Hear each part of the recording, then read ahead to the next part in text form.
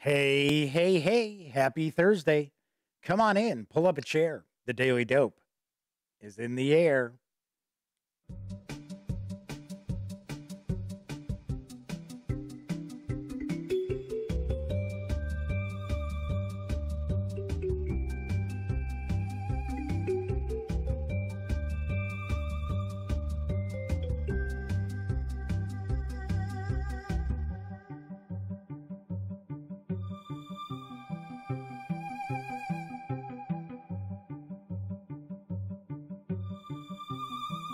Howdy, howdy, howdy, gang. Yes, I'm Jeff McAleer, back once again as your host here at The Daily Dope, presented by thegaminggang.com, which I happen to be the Grand Poobah.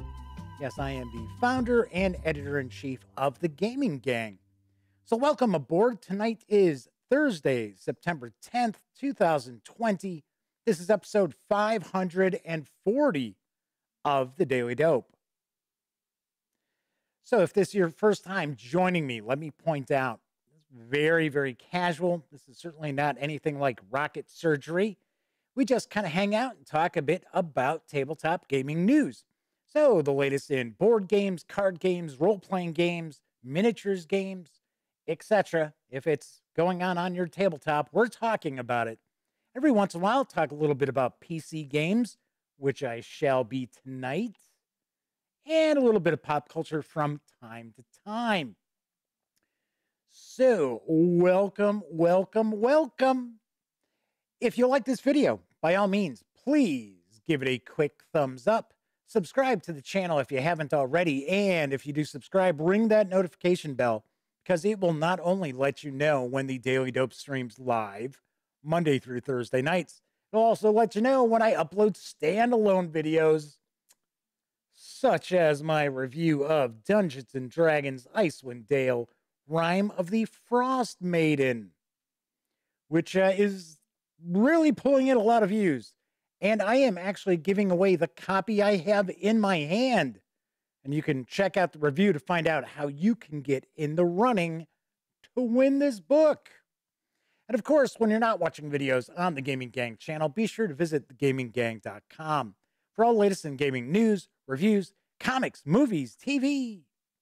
You know the drill. Get your geek on at thegaminggang.com. And of course, because this is a live stream, chat is available on YouTube. It's not on screen. It's one of the ways I keep some of the more unusual commenters at bay, but I do my best to pay attention to chat. So if you want to say howdy, or maybe you've got a question, comment, by all means, fire away. I will do my best to respond. So this is take 2. Started up the stream, and people were having some issues. I'm going to take a guess. It was probably very, very low kilobits per second that were going out. So there are a couple of things that I am going to mention. First off, Scott Weigel, my pal from high school, who was part of the Gamers Guild, was in chat when I first started the stream. And I had mentioned on yesterday's show that I had had a couple of people email me and ask, hey, you should share a story about your high school gaming that includes, like Scott and your other friends.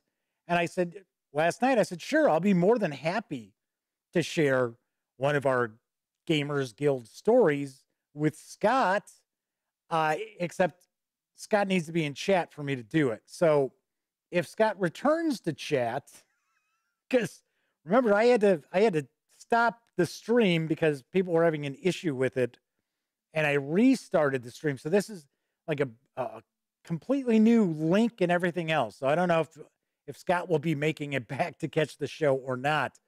If he does, and he says howdy, I will be sure to regale you folks with a story after the news.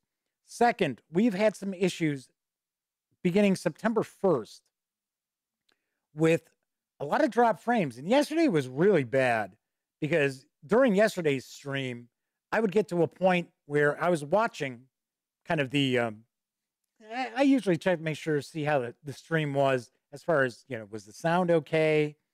Was I in relative focus? And I had noticed that I'd be sitting there and I'd be talking, and then all of a sudden it'd be but you would still hear the audio. So I found out what the issue was. And my rendering, it was using a codec that I did not have set up. And it wasn't OBS Studio, which is what I use to stream, because that hasn't updated since late April. So it was either an NVIDIA update, because that's the encoder I have set up in OBS, or it was Windows, good old Windows doing something behind my back. And of course, I'm not aware of it. But I believe that is the issue, because we have 0 drop frames. Looks like we've got a pretty good kilobit rate going as well. So hopefully the stream is not as choppy as it was, gang. So fingers crossed. Scott is in chat. Hey, Scott. So he's like, I am here. So Cameron F is with us. A gray day had just popped in before I stopped the stream previously. Flaming Huron, one of our moderators, is here as well. And so is Martin O'Brien, who was first out the gate in the first stream. So I've got a good amount of news tonight. I will warn you, I have the October Paizo, Pathfinder, and Starfinder releases tonight. So, and I will let you know when I get to that point, because I know some folks out there have no interest in Paizo. So that gives you an opportunity to go to the bathroom or go have a sandwich, go down, get yourself an adult beverage to enjoy. But I will let you know when we get to that point. So let's dive on into the news, because early 2021 is going to see the release of Furnace from Russian board game company Hobby World International. Here's the dope.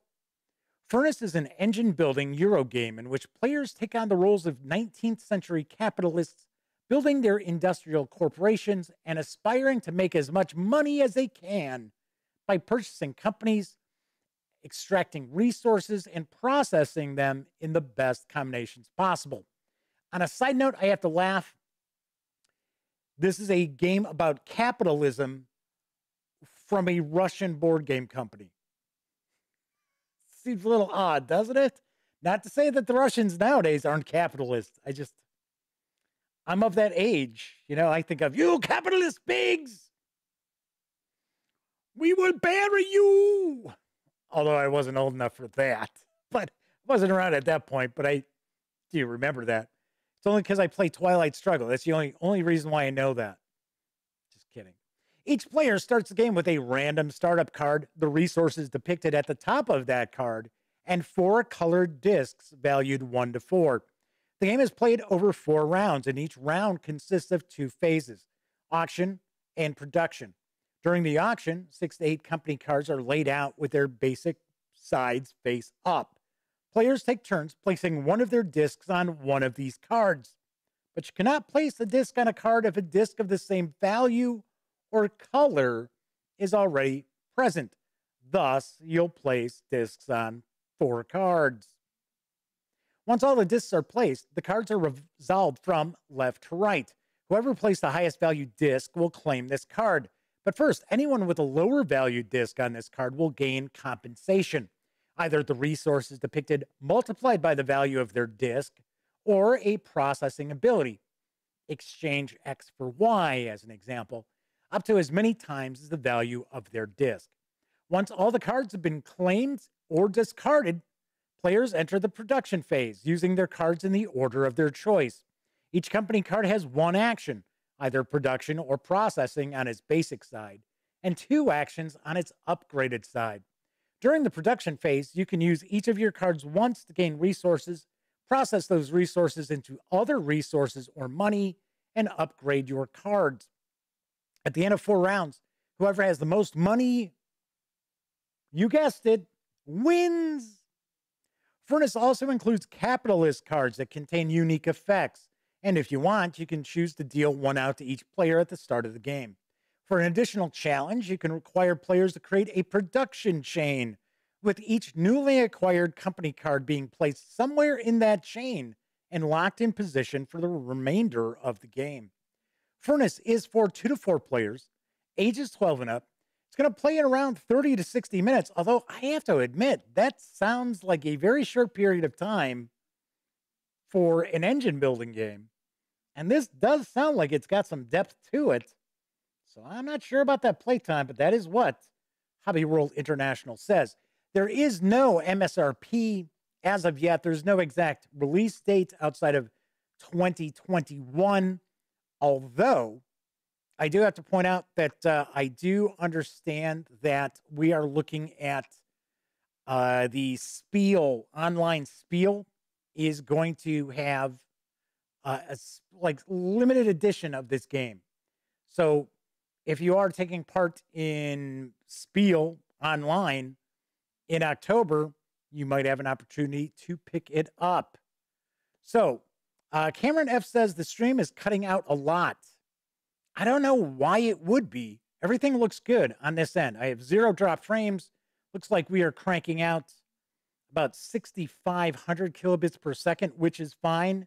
That is what I should be putting out at 1080p.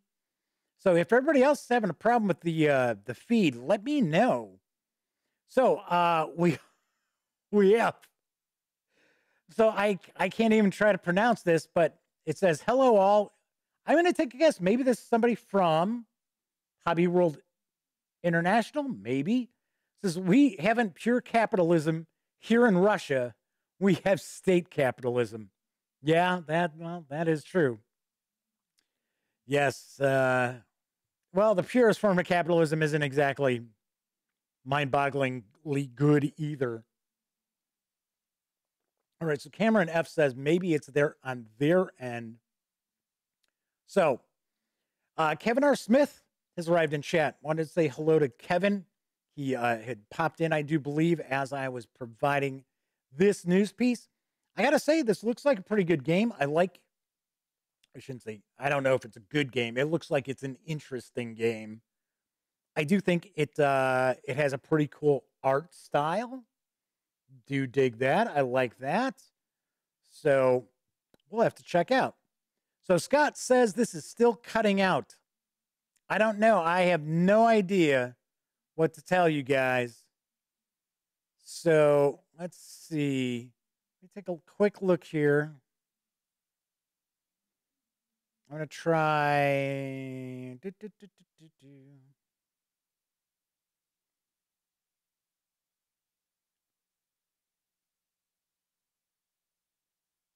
I'm going to change one little thing here, but I don't know. So Kevin Smith says everything's good on their end. A Great Ace says everything's fine in Fireland. All right, so I don't know. I have no idea what's going on. So I can tell you that there are more kilobits per second going out, like 3 times as many as the first stream. So we don't have an issue with that. I can only imagine what the video quality was for that. All right, let's move on to the next news piece, because arriving next month from Just Games and Asmodee USA is Peaky Blinders under new management. And I've got the dope.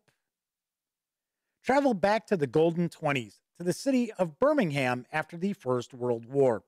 Play your own role in an exciting gangster war between different factions. Increase your personal stats, charisma, strength, and intellect to overcome your enemies and accomplish your missions. But you can't do this alone. Create a network of friends and foes, invest in rum, car parts, weapons, or horse racing, and go head-to-head with your biggest competitor to become the most fearsome gangster in Birmingham. Peaky Blinders under new management is a strategic and economical board game. The game can be played from 2 to 4 players and is a heavy game that usually takes longer than an hour. This doesn't look like a very heavy game. Game contains lots of components like cardboard game boards, wooden tokens, cards, and miniatures. The goal of the game is to control a certain part of England by investing, gambling, and placing the right components at the right time. The game is a balance between luck and strategy with a worker placement, dice rolling, and resource management theme. I do want to mention that this Just Games company, I believe they are out of, I think they're out of the Netherlands. So I'm taking a guess this PR or this press info is translated. It doesn't really read that It's a little unusual. So this game is for 2 to 4 players, ages 18 and up. Plays in around 90 minutes. It's going to carry an MSRP of $50 when it arrives on October 23rd, which will be the day before my birthday. So, okay, so I'm sharing this news piece. I don't know. This game looks kind of underwhelming. So, and I was trying to find some like more information, some more photographs of the game. They're really not floating around out there. So, I don't know. And it's kind of funny because it's showing some cards. It's showing some like looks like little money cards. So, and I don't know. I thought I'd share it because I know a lot of people out there enjoy Peaky Blinders. I stopped watching, what was it, after the 3rd season? I got kind of tired of it. Especially after, well, I'm not going to spoil anything in case anybody's now watched it. But yeah, I just kind of fell out of it. But, but I mean, if you're a big fan of the fucking Peaky Blinders, then you might want to give this a peek. So, I have absolutely no idea how to pronounce the Cyrillic characters, but they are coming from Vladivostok. Nice. And I guess no problem with the stream. So, yeah, I guess some people are having a problem with the stream. Some folks are not. So, Flaming Heron mentions that they had a look at the PC Peaky Blinders game. I heard that's not very good. I did not hear it is not very good. Yes, it's Birmingham, England. It's not Birmingham, Alabama, Kevin. So Scott Weagle says last time that they were in Birmingham, they stayed at a hotel where European Championship for Elvis impersonators was going on. Ha! Excellent. Ah, yes. So tonight is Thursday. So that means we have free PC games available over at the Epic Game Store. And I've got the dope on this week's freebies. First, we've got Railway Empire. In Railway Empire, you will create an elaborate and wide-ranging rail network, purchase over 40 different trains modeled in extraordinary detail, and buy or build railway stations, factories, and attractions to keep your network ahead of the competition. United States, 1830. The New World is in its ascendancy. Industry is booming, and the race is on to establish the most dominant and powerful rail empire in all of North America. It's time to outthink and outmaneuver your competitors as you lead your company into the 20th century. The game features the ability to exploit the economic opportunities of the U.S. in an extensive campaign, working your way step by step from coast to coast across the great continent. Lead your railway empire to success by establishing a comprehensive rail network and optimizing transportation of passengers and goods. Master challenges and objectives through a range of scenarios, or create your perfect railway network in construction mode without any financial pressure.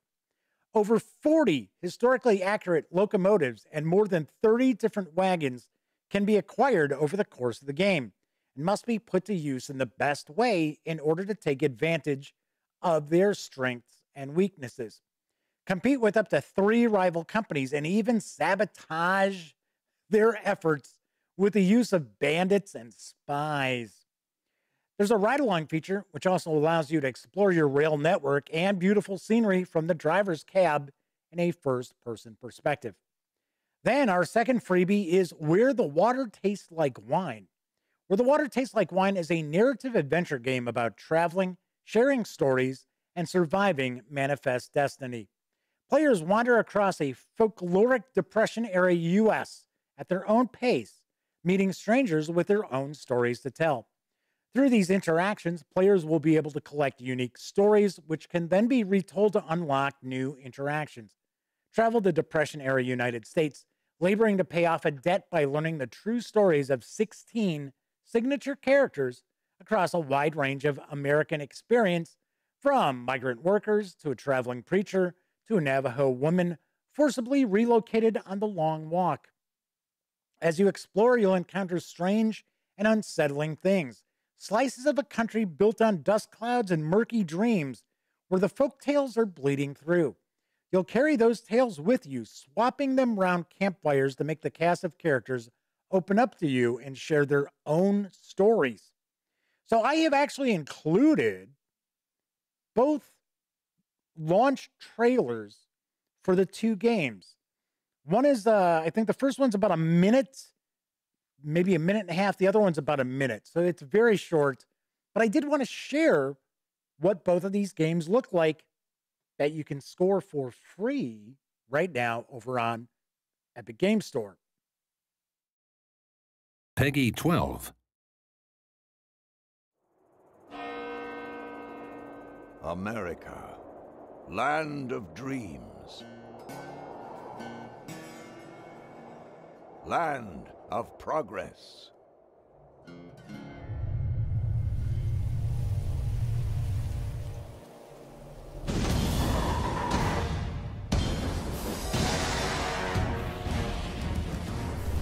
We have explored the continent from east to west.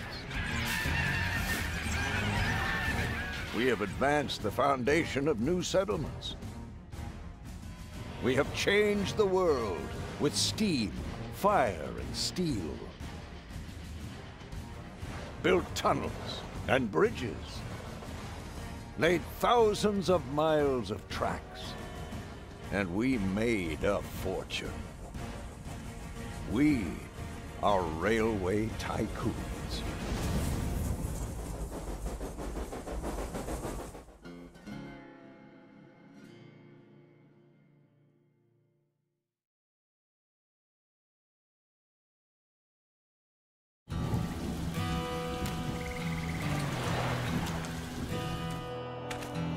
There's a heavy hand laid across this land, and it steers my journey and it guides my pen. Press on, head high till the ink is running dry, 'cause my story ain't like to wind home again.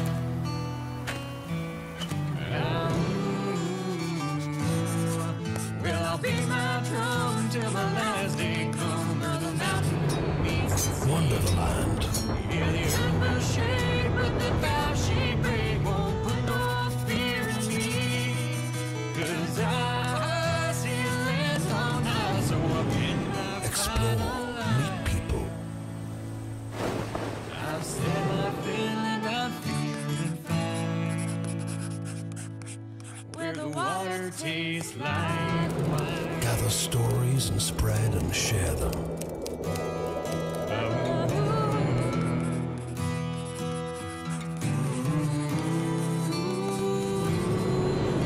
I hope you find what you're looking for.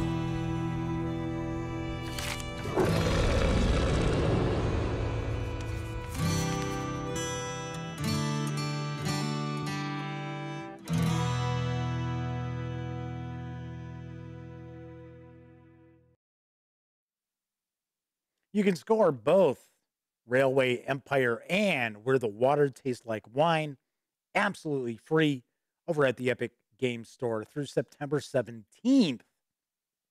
So this week we actually get two really well-received games.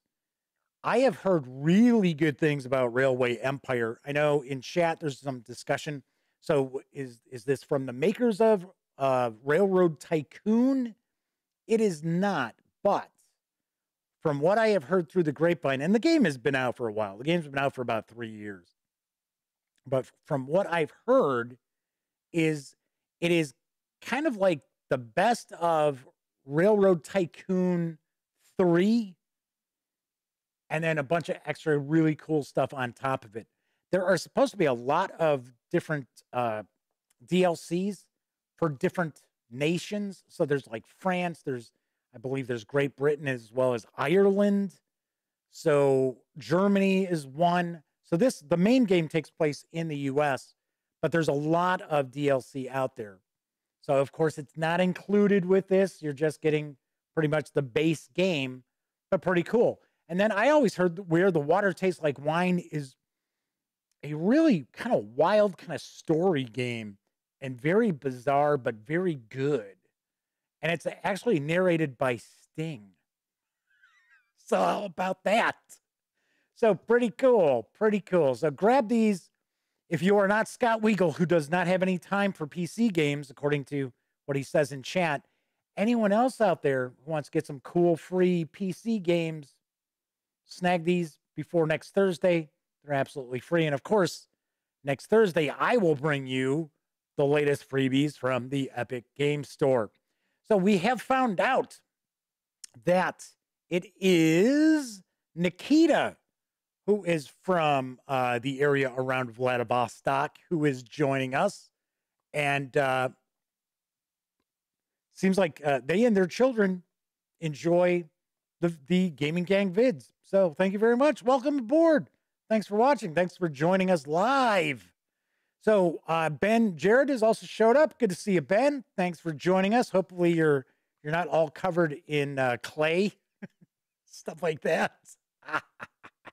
There you go. And as I say that, Ben's comment pops up and says his hands are usually very messy because he tends to be watching the show or listening to the show while he's working. So here we go. Do want to point out, I'm going to grab a quick sip here. I may need more than one sip because it's time for Pathfinder, Starfinder news for October, and there's going to be a lot. So get ready. Anybody who wants to go grab a sandwich or, like I said, make a sandwich, kick back, relax, go have an adult beverage or something.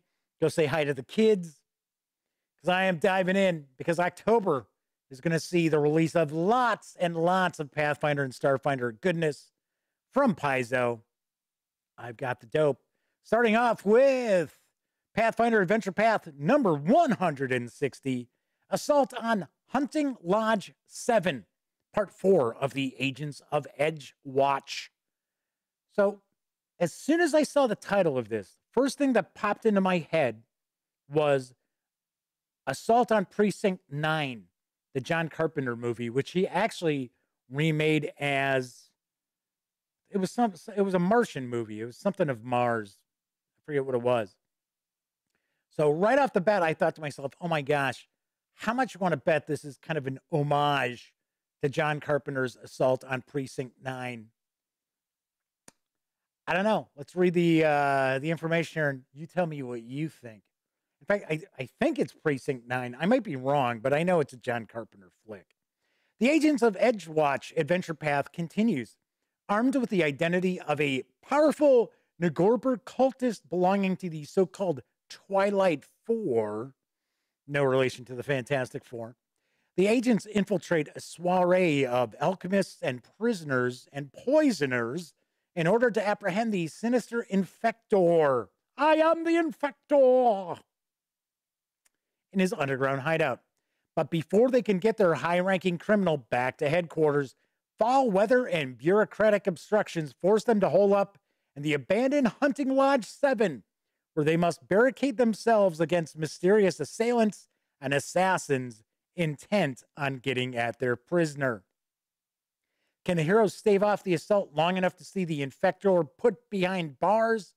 And what occult mysteries will they uncover when they pursue their next lead? A foray into the haunted old amusement park called Harrowland. Assault on Hunting Lodge 7 is a Pathfinder adventure for 4 12th level characters. This adventure continues the Agents of Edgewatch Adventure Path, a 6-part monthly campaign in which players take on the role of city watchdogs and dole out justice to Absalom's most nefarious criminals. This volume also includes new rules and inspiring details about the legends of the mysterious Harrow, tales of some of the countless mortals aspiring to divinity via the test of the Starstone, and a mob of new monsters and villains for urban fantasy campaigns. Each monthly full-color softcover Pathfinder Adventure Path, say that 5 times fast, volume contains an in-depth adventure scenario, stats for several new monsters, and support articles meant to give game masters additional material to expand their campaign. Pathfinder Adventure Path volumes use the open game license and work with both the Pathfinder RPG, 2nd edition, and the world's oldest fantasy RPG. So this is going to carry an MSRP in softcover of $24.99. It's available in PDF for $17.99. Then we've got the Pathfinder Lost Omens Pathfinder Society Guide. The Pathfinder Society is a globe-trotting organization of adventurers, scholars, and warriors, all dedicated to exploration, collecting lost knowledge and treasure, and sharing it with the world.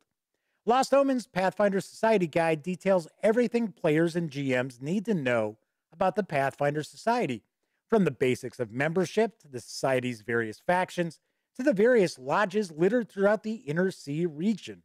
This book is the go-to source for the history and lore of the Pathfinder Society and features new rules content, including new equipment, wayfinders, and support for Pathfinder-related archetypes. A useful book in its own right, this helpful volume is a must-have for participants in Paizo's massive Pathfinder Society worldwide organized play campaign and a great way to get involved in the international campaign. This will carry an MSRP in hardcover of $34.99. In PDF, you'll be able to score it for $24.99. Then we've got the Pathfinder NPC battle cards. Keep all the friends, foes, and bystanders presented in the Pathfinder Game Mastery Guide close at hand with this handy collection of 110 reference cards featuring every NPC from that book, along with adjustments to customize them to a variety of ancestries. Each 4x6 card is printed on sturdy cardstock and features a beautiful full-color image of a Game Mastery Guide character on one side, while the other side provides that character's statistics for quick and easy reference. With each encounter, show the players who their characters are facing while keeping the NPC's abilities at the ready, and watch your games come alive. This box set will carry an MSRP of $29.99 or be available in PDF for $20.99. Then we also have the Pathfinder Bestiary 2 battle cards.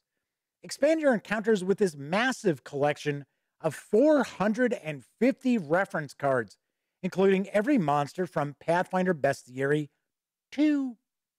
Each 4x6 card is printed on sturdy cardstock and features a beautiful full-color image of a Bestiary 2 monster on one side, while the other side provides that monster's statistics for quick and easy reference. With each encounter, show the players that their characters are facing while keeping the monster's abilities at the ready, and watch your games come alive. For some reason, seems like there was something left out of that sentence. It's going to carry an MSRP of $59.99. No word on if you'll be able to get it in PDF. Then we've got the Pathfinder Flip Mat Bigger Pirate Ship. The only thing worse than a pirate ship on your tail on the high seas is an even bigger pirate ship.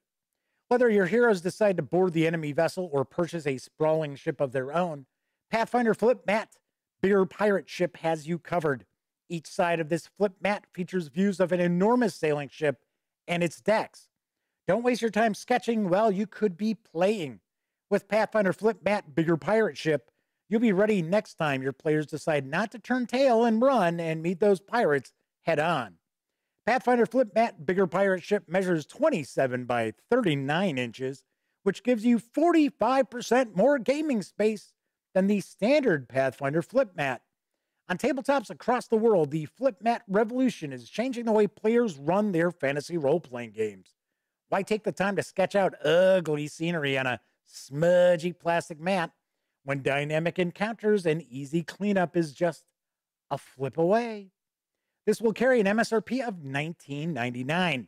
All right, so we're going to jump into the Starfinder. Let me grab a sip here. Aha, Assault on Precinct 13. That was it, not 9. 13. Thank you, a grade A. Thank you kindly. Unless it was somebody else who popped in there. And nope, it was a grade A. Okay, thanks. Just want to make sure I give credit where it's due. Although I have to admit, chat's flying by and I'm not seeing what's going on. So, yes, I will say that I have seen Assault on Precinct 13, and it is actually a really good movie. And as a grade A points out, it's one of the most underrated action flicks of the 70s. Yeah, really good. You know what? It's in fact, I know we'll get back to the Starfinder info in just a sec. If I remember correctly, I think John Carpenter was inspired by, what is it, Fort Bravo? There's a Western where they're kind of like under attack by Indians, and that's what he kind of used as inspiration for Assault on Precinct 13. I'm a John Carpenter fan, so what can I tell you? All right, let's jump into the Starfinder news, because Starfinder Adventure Path 33, Dominion's End, which is actually the finale of the Devastation Arc Adventure Path, is coming in October. Upon gaining access to the hostile starship known as Arc Prime, the heroes find themselves immersed in propaganda designed to show the might and superiority of the ancient empire that launched the vessel eons ago. Spoilers. Once they break free of the brainwashing, they can fight past robots, holographic constructs, and alien super soldiers awoken from stasis to confront Arc Prime's evil AI. In the end, the heroes must decide what to do with hundreds of other sleeping citizens of a formerly dangerous civilization. Their important decision could affect the future of the galaxy. Dominion's End is a Starfinder role-playing game adventure for 4 18th level characters. This adventure concludes the Devastation Arc Adventure Path, a 3-part monthly campaign in which the players stop the threat of an ancient alien civilization in Starfinder's first high-level adventures. This volume also includes a catalog of techno-magical relics from the ancient Civ Dominion, as well as a selection of ferocious alien threats. Each monthly full-color softcover Starfinder Adventure Path volume contains a new installment of a series of interconnected science fantasy quests that together create a fully developed plot of sweeping scale and epic challenges. Each 64-page volume of the Starfinder Adventure Path also contains in-depth articles that detail and expand the Starfinder campaign setting and provide new rules, a host of exciting new monsters and alien races, new planet to explore, and starship to pilot, and more. In softcover, this will carry an MSRP of $22.99. PDF will be available for $15.99. Then we've got the Starfinder Pawns, the threefold Conspiracy Pawn Collection. Key aliens and NPCs from Starfinder's threefold Conspiracy Adventure Path come alive on your tabletop with the threefold Conspiracy Pawn Collection, featuring more than 100 creature pawns for use with the Starfinder role-playing game or any tabletop science fantasy RPG. Printed on sturdy cardstock, each pawn represents a beautiful full-color image of an alien, NPC, or starship from the threefold Conspiracy campaign, including agents of the mysterious unseen. I guess those must be like blank pawns, huh? Strange shapeshifters, uneasy allies, and dozens of unique creatures. The threefold Conspiracy Pawn Collection, together with the creatures and characters from the Starfinder Alien Archive Pawn Box and Starfinder Core Rulebook Pawn Collection, provides pawns for nearly every threefold Conspiracy encounter. Each cardstock pawn slots into a size-appropriate plastic base from the Alien Archive Pawn Box, making the pawns easy to mix with traditional metal or plastic miniatures. This box set carries an MSRP of $24.99. And finally, there's the Starfinder Flip Tiles City Starter Set. Stage the scene for epic science fantasy battles with the Starfinder Flip Tiles City Starter Set.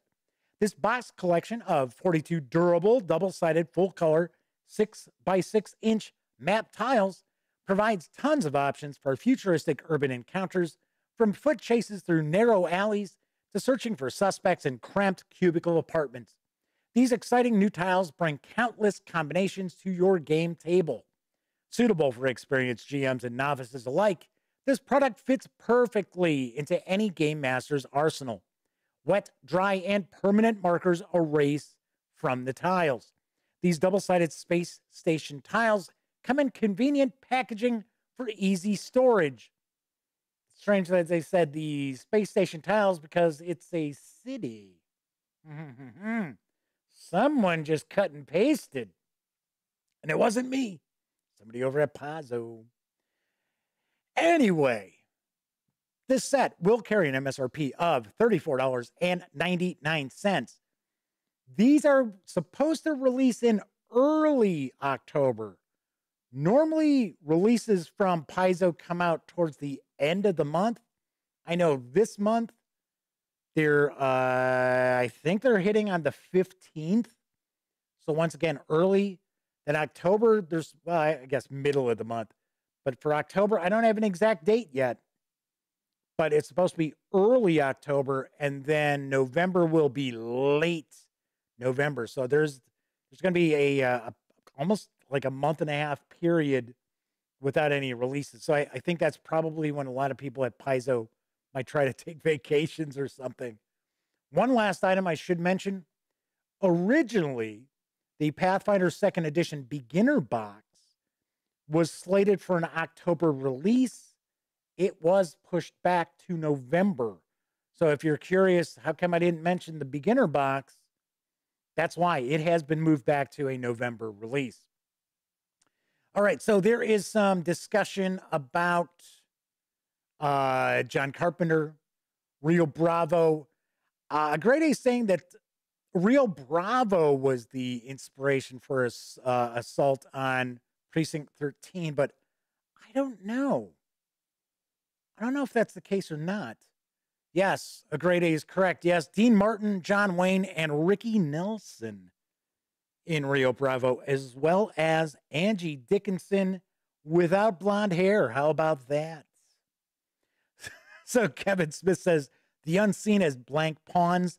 That would be hilarious. Like the picture of the invisible stalker in 2E. Nice. So Grade A's asking about if I had news about Avalon Hill. Yes, I was going to talk about that after the news. That's one of the two things I was going to mention.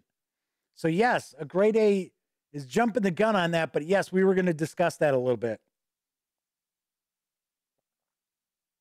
All right. So Kevin, you're talking about the flip tiles. I did an unboxing for the space station flip tiles. If you're curious what they look like, check those out. I also did the first bestiary battle cards. I took a look at those. If you're kind of curious about those as well.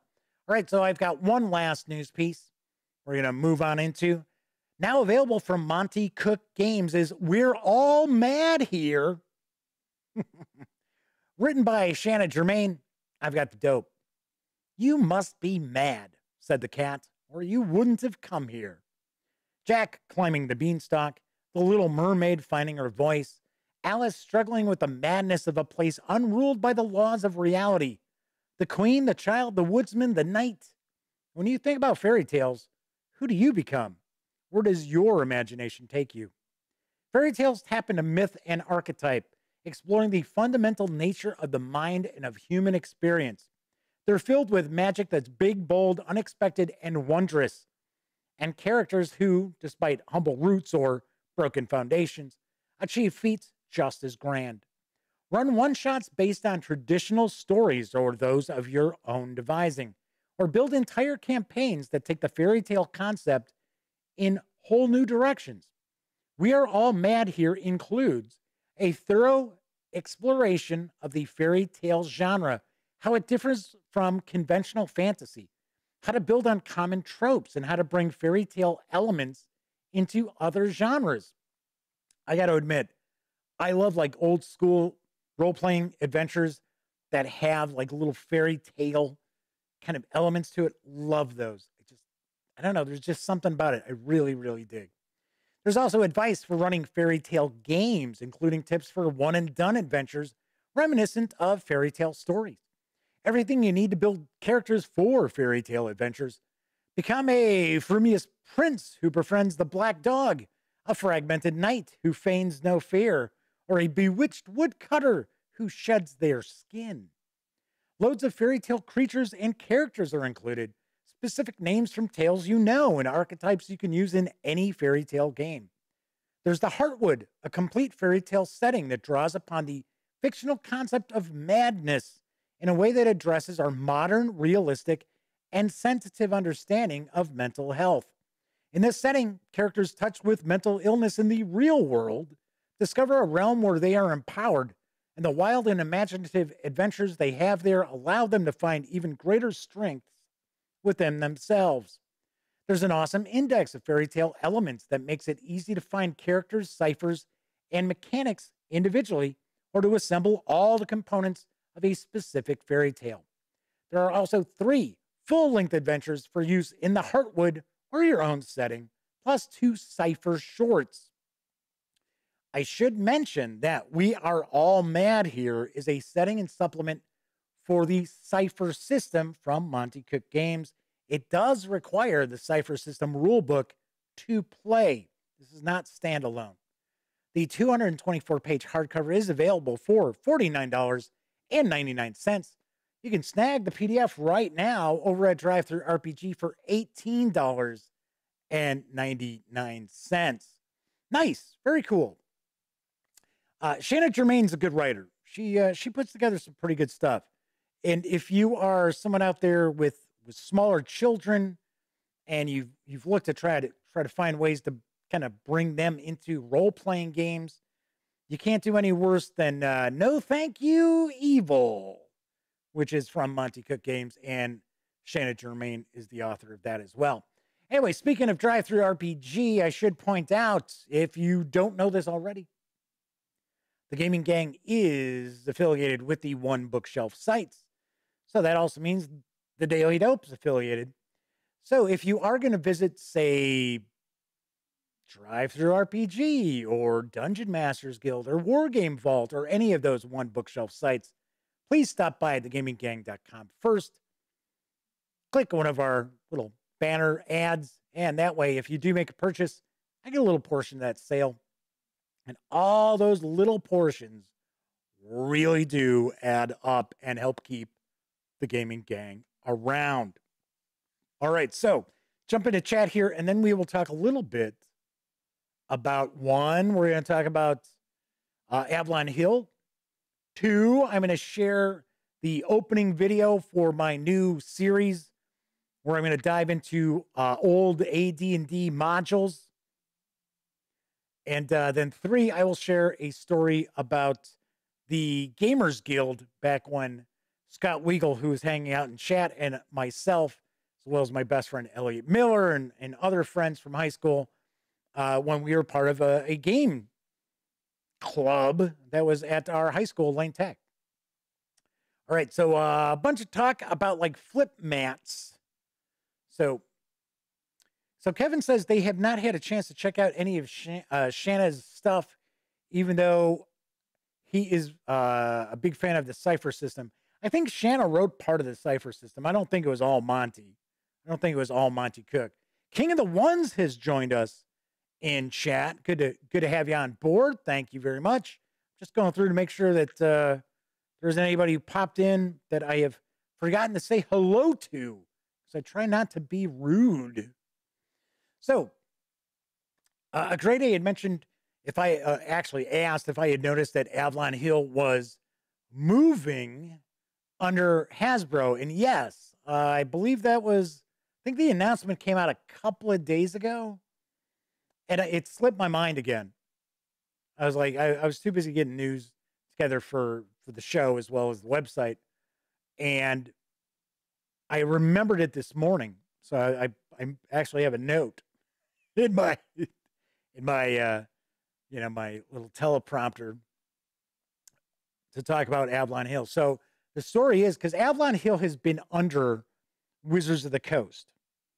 So Avalon Hill has been part of the Wizards of the Coast umbrella, which is owned by Hasbro, or as some people like to refer to them, Hasborg.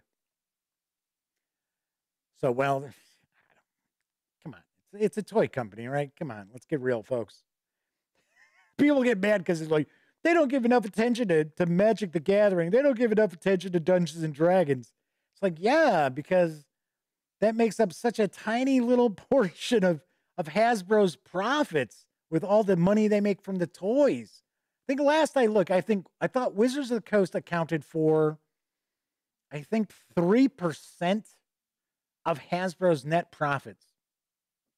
It's like, wow. Just goes to show you how much money is spent on toys. So the story is that Avalon Hill, which they release very little from Avalon Hill. There's tons and tons of games. I mean, they own the whole catalog of Avalon Hill games. They just don't have any interest in releasing stuff. Diplomacy, yes, they keep Diplomacy around. They did Betrayal at House on the Hill. Of course, the Scooby-Doo Betrayal at Mystery Mansion, that's it's an Avalon Hill game. They've got Axis and Allies. But for the most part, all those great old Avalon Hill games, there's really no interest in ever, reissuing them or anything like that. But I have to say that Avalon Hill moving out from underneath Wizards of the Coast is actually going to be a good thing. I can't tell you that we're going to see a bunch more stuff coming out from Avalon Hill, because on average, it's like 1 or 2 game releases a year have the Avalon Hill imprint on it. So I don't know. But it does seem that Hasbro might be looking at trying to release more games that are not necessarily tied into Wizards of the Coast, Magic the Gathering, Dungeons and Dragons, things of that ilk. Scott Weigel talking about Circus Maximus, which, interestingly enough, I have mentioned before that I got a copy of Circus Maximus not too long ago, about 6 years ago, and I was like so pumped because I remember we played that in high school. That was one of the games that we played in the Gamers Guild. And in fact, I think it was Scott's game. And we used some optional rules that were from the General, which was Avalon Hill's house organ magazine. And I was like, wow, we had a really good time. And I got it, cracked it open because it was actually in shrink. It was brand new old. And I was like, read through it. And then I was like, wow, this is kind of a letdown. I was like, those rose-colored nostalgic glasses on, I guess. Anyway, so Grade A got kicked out. Kicked off. It was kind of funny. Got get kicked out of YouTube. So anyway, and Scott Weigel says, yes, they agree that it's probably a good move. Because the thing is, Wizards of the Coast, there are not that many people who are working for Wizards of the Coast. And they got their hands full with D&D and Magic the Gathering. So to have Avalon Hill come out from underneath that. Now, I don't know if Avalon Hill is just going to be Hasbro or if they're going to put new people in charge. So Grade A says they think the move is for digital reasons. That's a possibility. That is a possibility. I don't know. So Kevin Smith says, even in Avalon Hill's heyday in the 60s and 70s, wasn't Avalon Hill kind of a one-game-a-year company? No, gosh, no. Late 70s into the 80s, they had a lot of stuff. In fact, they released too much stuff. And the company suffered for it. The original owner of Avalon Hill had sold it off. I want to say it was early 80s. And that's when, you might not even remember, they had the Avalon Hill edition of RuneQuest. Avalon Hill wanted to have their own role-playing game, and they took a couple of shots with different systems, and they even made a deal with Chaosium and Greg Stafford to produce an edition of RuneQuest. Victory Games, yes, Victory Games was an offshoot of Avalon Hill, and their stuff was actually really good for the most part. I love their James Bond role-playing game. I think the James Bond role-playing game that Victory Games did is stellar. And to be honest, somebody should find a way to bring that game back because its systems were fairly modern. I mean, there's some clunkiness that you'd want to get rid of, but you could easily bring that back as an espionage game. You know, drop the licensing for Bond, and that worked out really well. That was a very, very well done role-playing game. So Scott mentions still got all that James Bond stuff. Sweet. So Great A says the Chief on YouTube's been interviewing a lot of old Avalon Hill people. Yeah, a lot of them are gone, unfortunately. King of the One says Avalon Hill was the company in the 70s, early 80s. Yes, they were. They certainly were. And we played a lot of their games as well. Scott was part of the group. Okay, so I think it's a good thing. I think everybody else out there is saying they think this is probably a good thing as well, that Avalon Hill is no longer going to be overseen by Wizards of the Coast. No offense to the folks over at WotC. I just think this should play out pretty well. Don't expect to see a bunch of stuff coming out or anything really different in the near future as far as Avalon Hill, but let's keep our fingers crossed. Maybe they decide, hey, throw some of the old Grognards a bone, eh? All right, so second item I was going to share. It's just a quick opening video. I'm going to try to release this video this weekend. I don't know if I'll have a chance to or not, but I am going to start up a new series where I dive into just old advanced D&D modules. And at this point, I'm calling it like the Dungeons and Dragons Deep Delve or something along Dungeon Delve. I don't know. I can always change up these graphics, but I do want to share the quick video, and I'll share which module is the first on my list. So let's take a quick peek at the video. We'll be right back.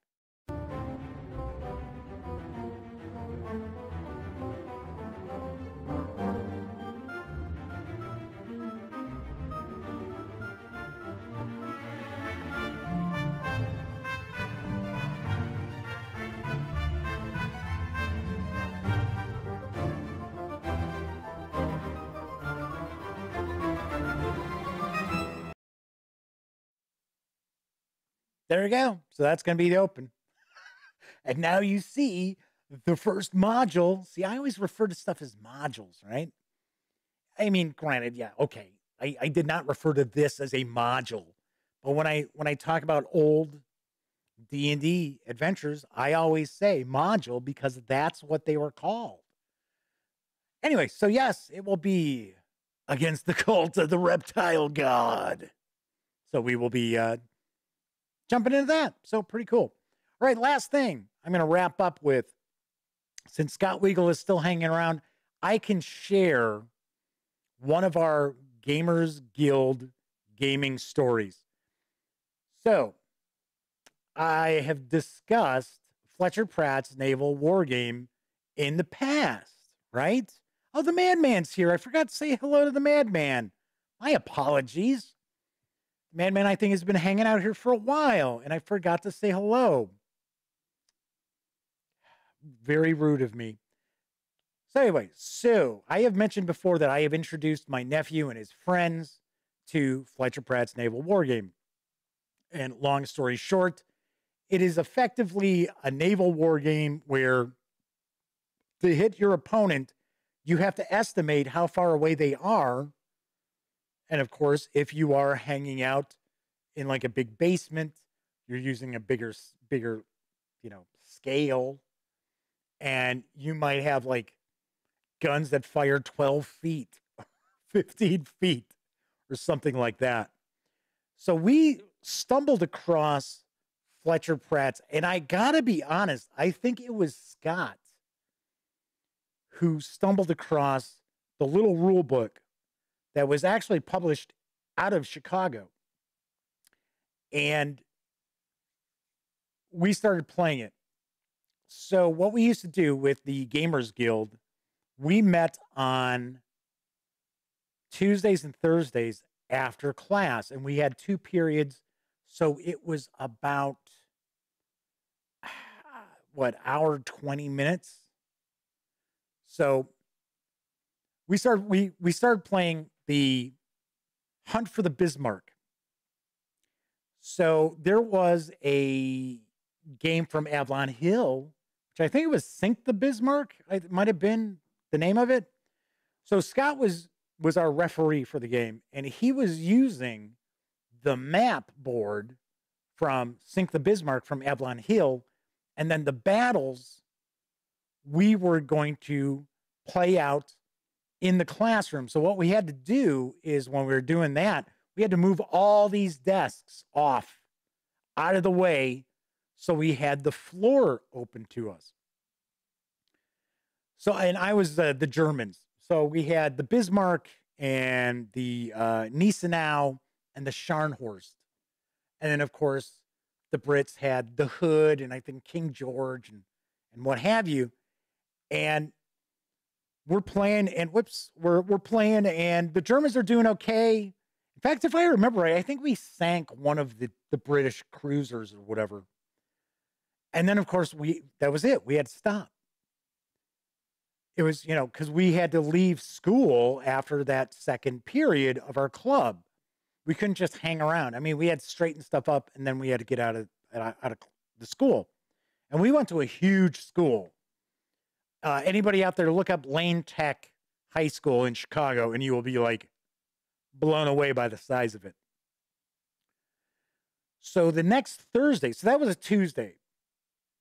So the next Thursday, I forget, I had like a dentist appointment or something.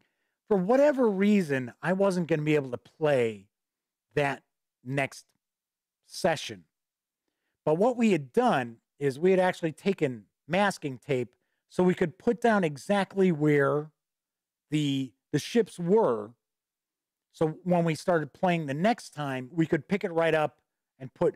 So it was kind of funny. Here we're hoping that these pieces of masking tape are going to stay on the wooden floor in the, well, not finished wood floor of the classroom through a couple of days of classes, right? We're like, and the thing is, in Fletcher Pratt, and we do have like King of the Ones is talking about, oh my gosh, I used to play Fletcher Pratt in Annapolis. Haven't thought about it in forever. So in Fletcher Pratt, if you can guesstimate distance, you'll be successful. You don't have to know anything about naval tactics, really. But if you can guess distances, you'll be in good shape. So the thing is, I remember one of us, it wasn't me, but one of the people in the Gamers Guild caught our friend Tim. I think it was Tim. I might be wrong, but it was somebody who was on the British side between classes, and they were trying to pace out distances between the ships.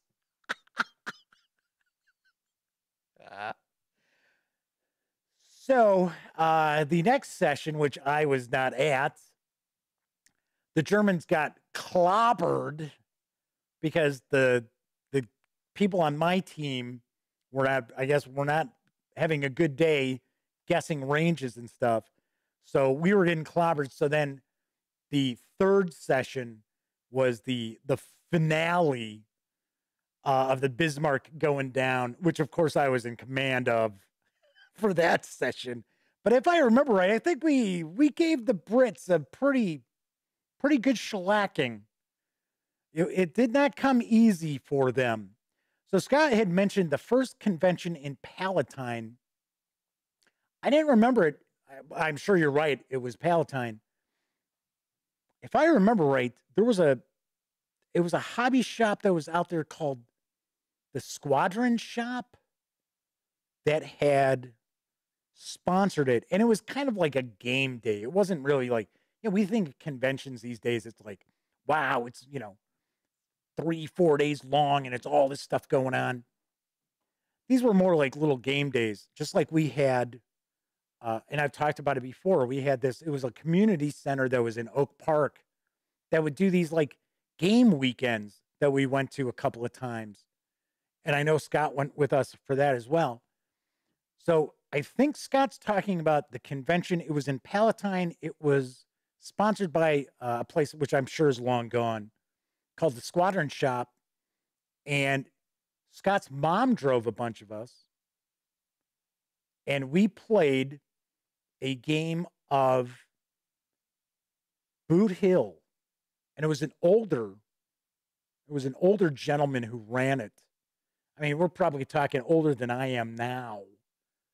And it was awesome because Boot Hill was kind of, it was all right. I mean, Boot Hill was okay, but Boot Hill wasn't a real good role-playing game. If you wanted to do some tactical gunfight stuff, yeah, the rules were decent. But the first edition, especially, was not a real good role-playing game. But we were playing a cattle drive, and John, I think it's John Chisholm, who had the Chisholm Trail. He was an NPC that we encountered in that. It was a blast. We had a really good time. So Scott says, Gunslinger, better game. Yes. Another game that I picked up for a premium price. This one was not in shrink. And I picked it up and read through the rules, and I was like, wow, this hasn't aged well either. I think Circus Maximus had aged better than Gunslinger. But yes, I remember Gunslinger, another game I've got a soft spot for. And Scott says, yes, there was a scare for the Brits at the end of the Bismarck game. But there you have it. There's an example of a Gamers Guild story. Jesse Chisholm. Is it Jesse Chisholm? That doesn't ring a bell. I thought it's John Chisholm. Oh, hang on. Grady says it's a relative of his. All right, the Weisenheimer. All right, that is it for tonight's show, which was basically take 2. Anyway, as I always like to remind everybody, if you like the video, give it a quick thumbs up. Subscribe to the Gaming Gang channel if you haven't. If you do subscribe, ring that notification bell. It'll not only let you know when the Daily Dope streams live, Monday through Thursday nights, right here on YouTube. It'll also inform you when I upload other videos as well, such as my current hit.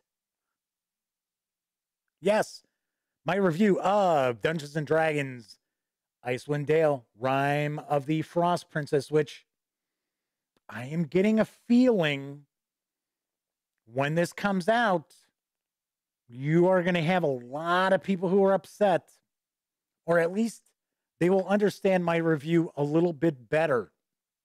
So Grade A says John is from a movie, John Chisholm. I don't know. I could have swore his name is John Chisholm, but there is actually a historical figure named Chisholm. That's why they had the Chisholm Trail. And mine's out of the gutter. I am saying Chisholm. I think it's Chisum, maybe. I don't know if it's OLM or not. So Ben Whisper has joined us as we're finishing up tonight. Good to see you, Ben. Thanks for swinging on in tonight. Anyway, so those of you who have watched live, thank you very much. Thanks so much for putting up with the weird start. Hopefully everything looked pretty good. 0 drop frames. So I really do think that a big problem with those drop frames was the wrong rendering codec, which I hadn't changed. So if you watch live, thank you very much. Always appreciate that. So that way I don't feel like a complete goofball, just pontificating into the ether. But I know a lot of folks out there don't have an opportunity to watch live. So if you watch after the fact, maybe you're even watching on Memorex, I definitely appreciate that as well. Do have a lot of new subscribers to the channel. We've had a few new folks popping into chat as well. Hopefully we've been able to make you feel welcome. Hopefully. Anyway, no shows on Fridays, so I will be back on Monday.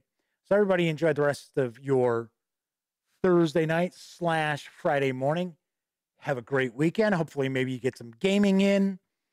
I am hopefully going to get some gaming in. I am also going to get some reviews in and some more videos in. So I will be very, very busy. So Flaming Heron says that the subscriptions were around 2,900. Now it's over 3K. Yeah, you know what? It's kind of funny. I think this past month we've pulled in about somewhere in the vicinity of maybe around 350 new subscribers, which usually we pull in. Well, when I first started this channel, I got nobody showed up. But I think we've been pulling in about 70 to 80 new subscribers a month, which, you know what? It's a one-man production around here. What do I expect, right? So that's pretty cool. So yes, we did crack 3,000. In fact, I think we might crack 3,100 later on today. So great. It says it's all Paizo fans. Speaking of Paizo, and then I will wrap up. I have had people ask, what's going on? How come no Paizo reviews and things like that? It's whatever they send me. So I'll give you a great example. They sent me part 1 of the agent. No, it wasn't the Agents of Edgewater. It was the Extinction Curse, where your characters are part of a traveling circus. So they sent me the first part. I did a review of it. And then out of nowhere, I got the final 6th part of it. It's like, how am I going to review this? I don't know what the hell happened in between. So I don't know. Paizo, they're fine. It's just, their PR person, I can understand. There are a lot of people out there these days, and they're like, gimme, review. So I understand that. So whatever they send along, I'm cool with. Hey, Russell Higgins has popped in. Good to see you, Russell. All right. Anyway, everybody have a great Thursday night / Friday morning. Enjoy your Friday and have a great weekend. And of course, I will be back on Monday.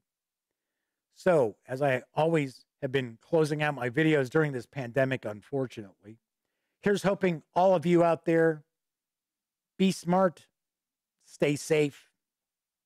See you Monday.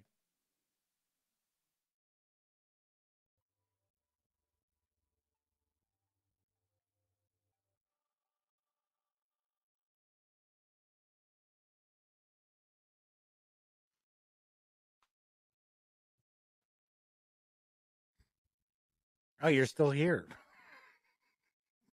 Well, if that's the case, let me point out that the things I'm going to be pointing at, if you are just watching the Daily Dope stream, you may not see what I'm pointing at. Usually it will take about 12 hours once the stream is finished for YouTube to allow me to add my end screen. But if you're watching one of my other videos, such as my reviews or interviews, first looks, page throughs, what have you, well, then, by all means, click right here, and you can subscribe to the Gaming Gang channel.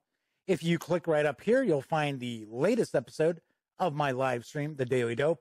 And if you click over here, that's going to show you something that YouTube thinks you might like. Regardless, once again, I'm Jeff McAleer, and thank you very much for watching.